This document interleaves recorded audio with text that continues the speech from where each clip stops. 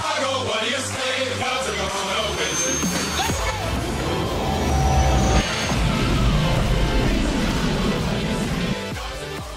And it is time yet again for another Bag of Questions video. Thank you so much, guys, for supporting this series. This has quickly become one of my favorite video series that I do. And for those of you who don't know, what I do for Bag of Questions is I have a Discord server. I'm going to throw a link on the screen right now. Go ahead and join it if you haven't already. And I have a channel on here called Bag of Questions, and this is where you guys can ask all of these different questions that you have about Star Wars Galaxy of Heroes, about me, about whatever you guys want, to have a chance for them read on the video and addressed by me live. So you determine the content for these Bag of Questions videos, and we've had some really good questions over the months that I've started doing this, and I am definitely going to continue doing it. I feel bad I can't get to every single question. I mean, geez, this time I think I had over 100 questions from the last Bag of Questions to this one, so it's just not something that I can tackle every single question on, but I will do my best to get to what I think are some of the best, most riveting, and provocative questions you guys can provide for me to address. So, without any further ado, let's get to our 5th episode of Bag of Questions.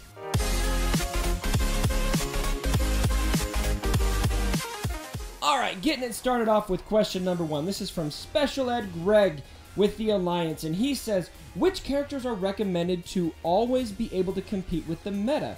Rex, General Kenobi, Zeta Barris, question mark. So yeah, I think that Rex is probably going to be pretty high on that list because a lot of the meta characters tend to be characters that critical hit a lot, like Han Solo, like Commander Luke, even Rey has a lot of critical hits that they are dishing out. But there's a couple characters that I think you might not think about as much as sustainable meta killers, and that I think General Kenobi, Barris kind of are there. But with Rey, the introduction of Rey, it's kind of like a direct counter to General Kenobi and Barris, so I'm not so sure I'd give an endorsement to that as much. But how about Mother Talzin and the Night Sister combo that we see all over the place now? This is still somehow more of a niche team that people are running, but it is super, super effective against almost every meta team. I think the only Achilles heel that the Night Sisters seem to have right now is Imperial Troopers, and I mean, who's running Imperial Troopers?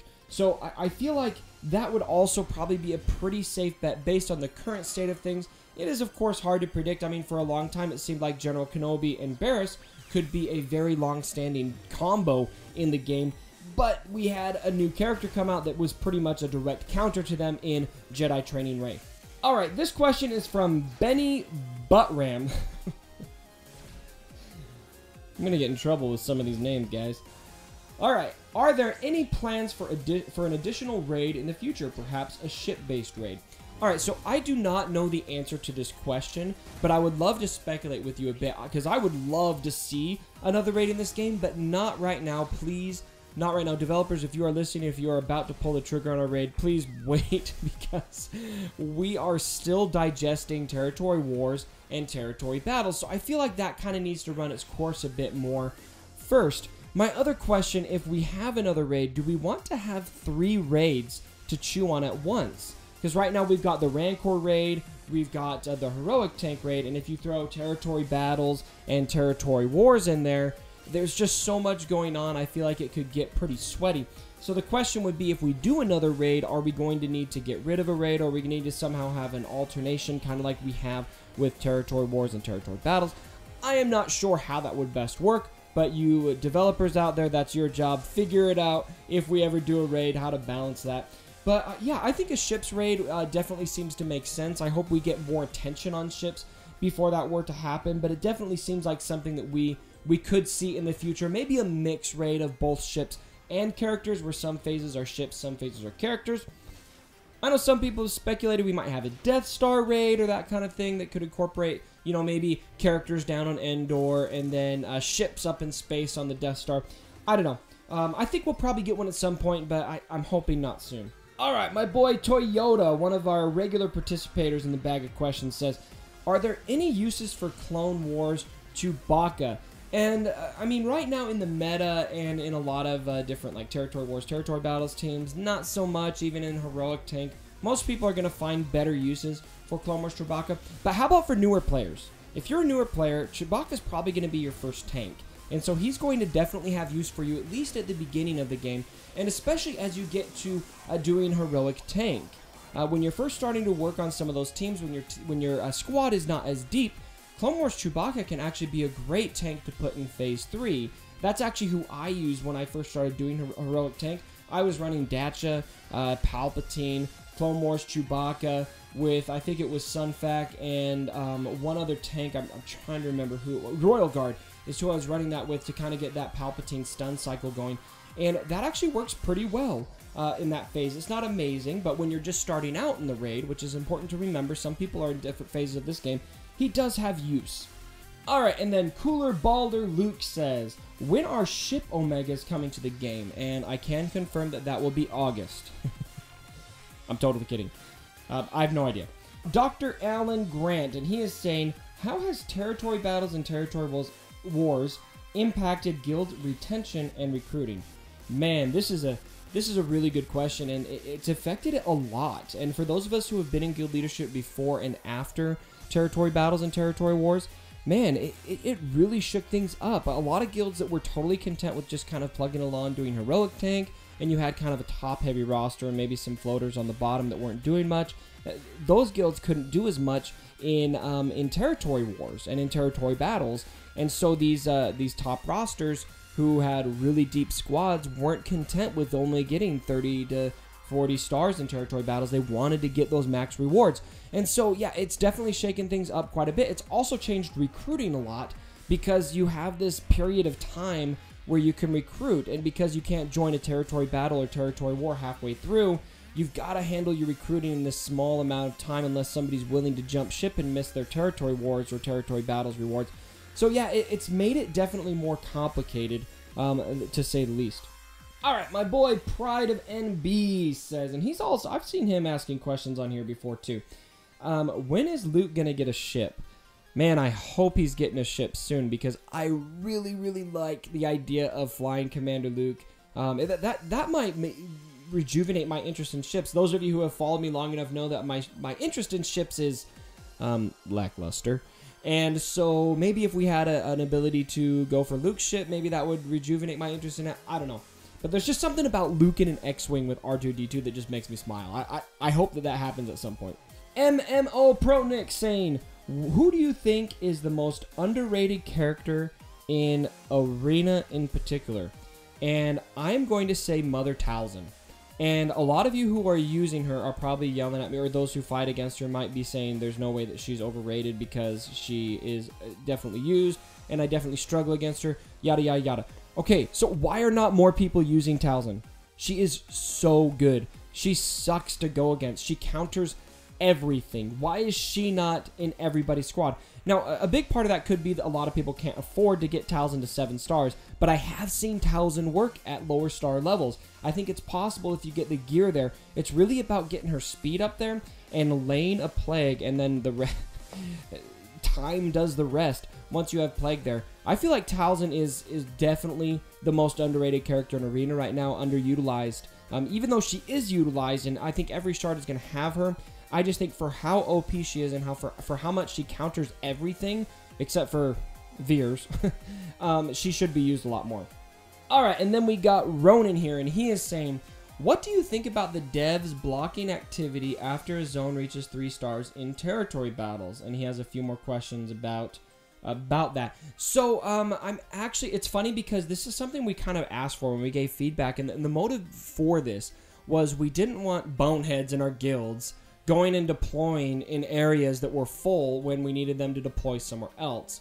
Now, kind of the caveat to that now is once we finish everything, what about those guys who are just waking up in different time zones and they aren't able to go do anything and show up on the leaderboard? I'm actually in that boat because I usually can't do anything in my territory battles or territory wars until the evening, just because of the way my schedule works out. And so by the time I get to that point, a lot of the stuff is done, and so I'm not able to do anything. So it actually shows up, if I were to go into my territory battle right now, it shows that I'm a lot lower than I actually would be if I could just go ahead and do those combat missions at any time. So I think it would be nice if there was a way to change that somehow. I'm not sure exactly what the solution is, because we definitely don't want people deploying in areas they shouldn't be. I think that the rogue actions tracker helps with that, where you're able to block deployments, so they have to kind of get through, you know, they have to be deliberately disobeying to do that. I think that kind of fixes it, and maybe we can remove that inability to do anything once it's full.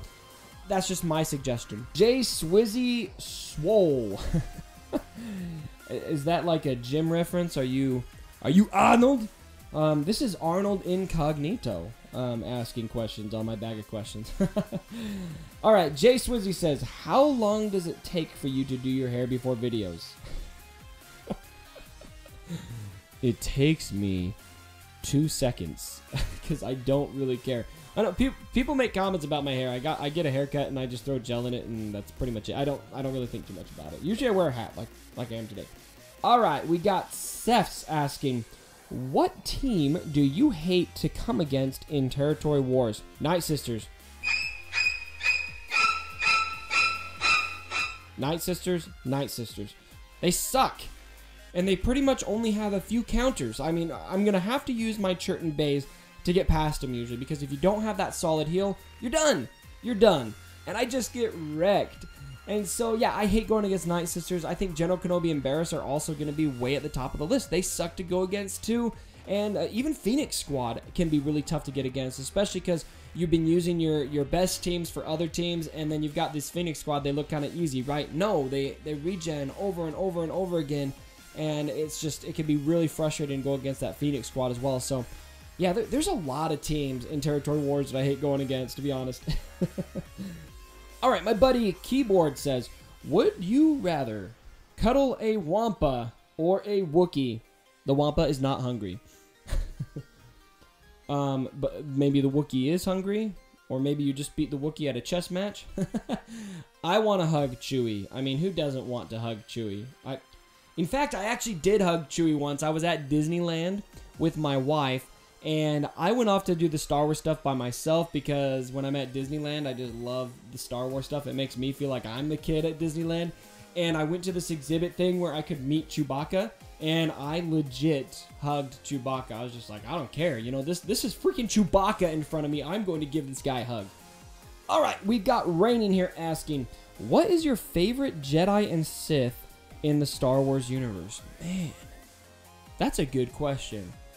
I'm going to say my favorite Jedi is Obi-Wan Kenobi. I love Obi-Wan. Just his whole story. I hope we get more of it. I think that they've kind of announced that they're going to do an Obi-Wan movie. I'm not sure if that's confirmed or if it's just what they're working on right now. And so I hope that we get a lot more with Obi-Wan. But I mean, he cuts Maul in half. I mean, that's a pretty strong start for Obi-Wan, and the way that he sacrifices himself and becomes one with the Force for Luke, and just the wisdom, and Ewan McGregor, and I love Obi-Wan. My favorite Sith has got to be...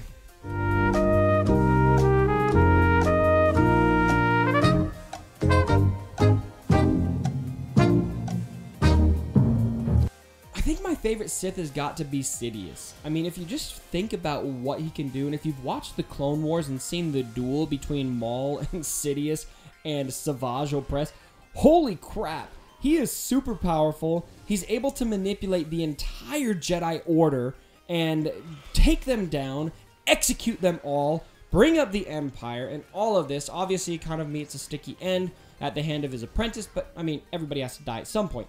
So, especially if you read some of the expanded stuff on Sidious and Palpatine, wow, I just think there's so much to that guy, and he did so much that it's hard to not admire him, or respect, or I don't know. Wow, it's just, he has a big wow factor at everything he was able to do. All right, we got another question from my buddy MMO Pronic. He says, will Rey bring an end to the CLS meta? She already is on the Team Instinct dominated shards. So, I mean, a lot of people are running her with Commander Luke, so I'm not sure that she's going to bring an end to it. She's definitely a nice counter to Commander Luke, and obviously, I mean, I did a video with Crazy Excuses where one-on-one Rey was able to dominate Luke as long as Luke didn't have a 20 speed advantage. And so I think Rey definitely diminishes the Commander Luke meta, but honestly, I don't think Commander Luke is going anywhere. And you and me have talked about this, MMO, but it's like we have this big game of rock, paper, scissors in the arena right now, and there's a lot more players. It's more than just 3. Really, there are just so many different options in the arena right now, and it's something that I think is really, really compelling right now, and something I really like about the arena is you don't have to necessarily choose one team to make it to the top. There's so many different routes you can take. You can go for Night Sisters, you can go for Jedi Rey, you can go for General Kenobi Barriss, you can put Chase in there to contradict the Night Sisters, you can put Imperial Troopers in there to counter the Night Sisters, you can put General Kenobi Barriss in there to counter Commander Luke, you can put Rex Lead to counter Commander Luke. There's so many counters and there's so much balance going on right now that I think is really, really healthy for the arena. And so, no, I don't think Rey is going to end the Commander Luke meta. I think she just makes it all more compelling. She gives us yet another option that works in the arena. Alright guys, that wraps up our 5th episode of Bag of Questions. What questions do you guys still have that you are dying to ask me? Go ahead, join my Discord server, and let me know in the Bag of Questions channel. I've got a link that I already threw up in the video, but it's also in the description below. And if you guys like the content, please go ahead, give me a thumbs up and subscribe to my channel. Make sure you turn those notifications on so you can be the first to know when I am sharing new videos. Merry Christmas to you all, and my brothers, as always, don't forget. My dead body. Sorry about the mess.